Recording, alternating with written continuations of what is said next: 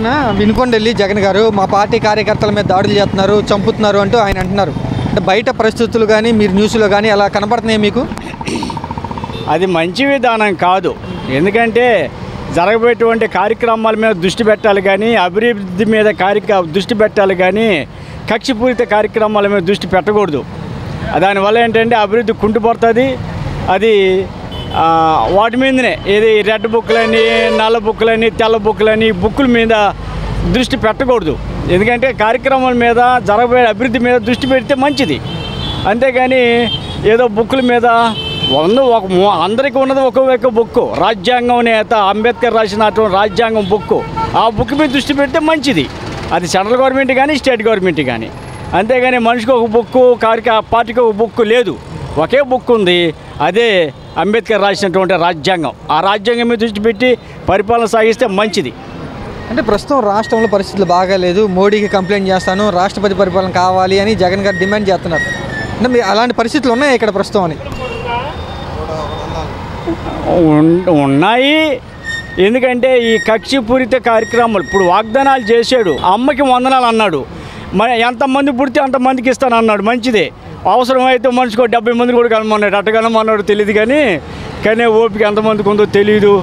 అవన్నీ వ్యంగ్యమైనటువంటి మాటలు. ఎందుకంటే 70 మంది ఎవరికి అంటారు? అయితే అమ్మ వందనం ఇస్తానన్నాడు, ఎంతమందికి ఇస్తా? ఎన్నిటంటే జనాల్ని మప్పి పెట్టడానికి, జనాలకి ఏదో సంతోష పెట్టడానికి తప్పితే ఈ జరిగే కార్యక్రమాలు కాదు. జగన్మోహన్ రెడ్డి కూడా బాగానే కార్యక్రమాలు చేశాడు కదా, ఆయన కూడా పరిపాలన బాగానే చేశాడు కదా. అనుకున్న మాట మీద నిలబడి మడమ తిప్పకుండా కార్యక్రమాలు ఆయన చేశాడు కదా. ఆయన కార్యక్రమాలు ఏదైతే చెప్పాడో అది చేసుకుంటూ వచ్చాడు. ఏది వృద్ధులకి ఈరోజు బిడ్డలు చూడలేని పరిస్థితుల్లో ఈరోజు ఆ వృద్ధులకి భరోసా ఇచ్చాడు, వికలాంగులకు భరోసా ఇచ్చాడు. ఆయన ఇచ్చేటువంటి ఆ కార్యక్రమాలకి వాళ్ళు పోషం పడుతున్నారు వాళ్ళు నిజంగానే. ఎందుకంటే ఆయన కార్యక్రమాలు బాగానే ఉన్నాయి కదా. అసలు ఓడిపోతారని ఎవరు అనుకోలేదు, మరి ఓడిపోయాడు. ఓడిపోయినా ఆయన వెనుతిరగడు, ఆయన కార్యక్రమాలు కొనసాగిస్తాడు, మళ్ళా ఆయన అనుకున్న ఆలోచన నెరవేరుస్తాడు. జగన్ వినుకొండ వెళ్ళి ఈ ప్రభుత్వ పరిపాలన ఏం బాగలేదు, రాష్ట్రపతి పరిపాలన పెట్టాలని అడుగుతున్నారు, నువ్వేమంటావు? తప్పలేదని అడగాలి. మరి అంత దారుణంగా అతన్ని చంపడం కరెక్టా? నడి రోడ్డు మీద ఒక్కన వేసి ఎంతమంది అతను వినుకొండ టీడీపీ ఎమ్మెల్యే తాలూకా ఆ ఫోటోలు చూపించాడుగా జగన్ గారు.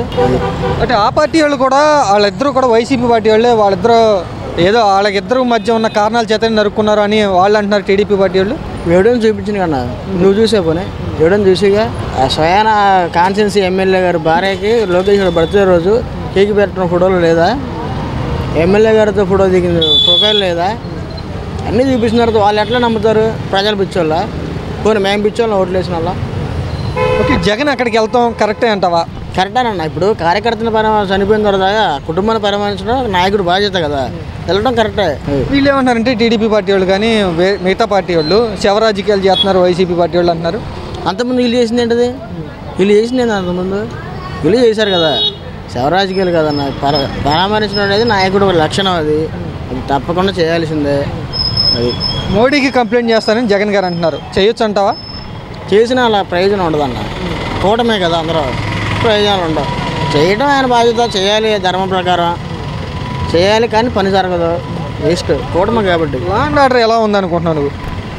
పూర్తిగా ల్యాండ్ ఆర్డర్ పర్లేదు, కానీ వాళ్ళు పాప ఏం చేస్తారు, నాయకులు వాటినాలుగా తినకపోతే వాళ్ళని అక్కడికి ఇక్కడ ట్రాన్స్ఫర్ చేయడం, వాళ్ళ ఇబ్బందులు, వాళ్ళ ఫ్యామిలీ, కుటుంబాలు, పిల్లలు చదువులని అన్నీ ఆలోచించుకుంటారు. వాళ్ళు కూడా వాళ్ళ మాట వింటారు.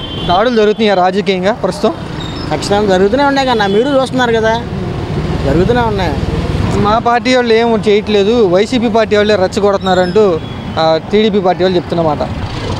వైసీపీ పార్టీ వాళ్ళు ప్రతి ఒక్కరు కూడా పాపం ఎక్కడ పెడితే ఎక్కడ కావాలని గొడవలు పెట్టుకొని కొట్టి కేసులు పెడతారేమని ఊరు వదిలిపెట్టి పారిపోయే రోజులు వస్తున్నాయి వైసీపీ కార్యకర్తలకి. నాయకులకు కాదు, కార్యకర్తలే ఇబ్బంది పడేది. పాపం ఏం చేస్తాం? జగన్ కొన్ని లెక్కలు చెప్పాడు, కొన్ని హత్యలు జరిగినాయి, 30 పైగా హత్యాయత్నాలు జరిగినాయి, కొంతమంది ఊళ్ళు విడిచి వెళ్ళిపోయారు అంటున్నారు. నిజంగానే అలాగే జరిగినాయి అనుకుంటావా? అవి బయటికి రాలేదన్న, ఇది ఒకటి నడి రోడ్డు మీద కాబట్టి బయట పెట్టారు. అవి కూడా వస్తాయి, అవి కూడా తెస్తారు తొందరలోనే. జగన్ గారు ఏమన్నా మామూలు మనిషి అన్న. సింగిల్గా ఉన్న ఒక్కడే 151 సీటు గెలిచిండు. ఒంటరిగా అయినా సరే 11 సీట్లతో గెలిచిండు. అది తక్కువ అంచనా వేయకూడదన్న జగన్మోహన్ రెడ్డి. జనాల్లోకి రావడం కరెక్టేనా జగన్ ఇప్పుడు? జనంలోకి రావడం అస్సలు ఇంకా ఈసారి ముగ్గురు కాదు 10 మంది ఎక్కడైనా సరే గెలవడం కష్టం. ఇప్పుడైనా అందరూ ఓట్లు వేసిన ఎక్కడ స్కామ్ చేశారు అని అందరూ అంటున్నారు. నా ఒక్కడి మాట కాదు, అందరూ అనే మాట నేను చెప్తున్నా. తెలుగుదేశం పార్టీ వాళ్ళు కానీ వేరే ఇతర పార్టీ వాళ్ళు కానీ వైసీపీ పార్టీ వాళ్ళ మీద దాడులు చేస్తున్నారా? చేస్తున్నారు. చూస్తున్నాను నువ్వు వార్తల్లో. నేను వార్తలు చూస్తున్నాను, ఇంట్లో టీవీ చూస్తున్నాను.